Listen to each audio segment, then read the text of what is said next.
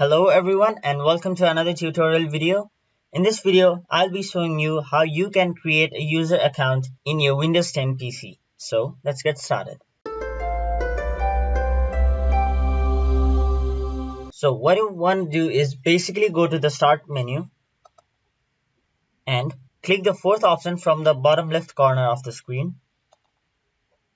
After that, click on Accounts and choose the second last option from the left side of the screen.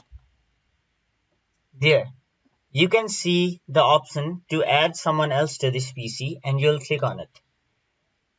After that, you can either enter the email address or phone number of the person you want to add, or if you don't have an email address or phone number, you can just click the option which is I don't have this person's sign-in information.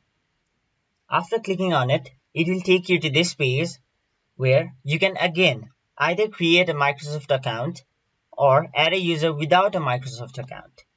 There, you have to type in the user's name and enter the password.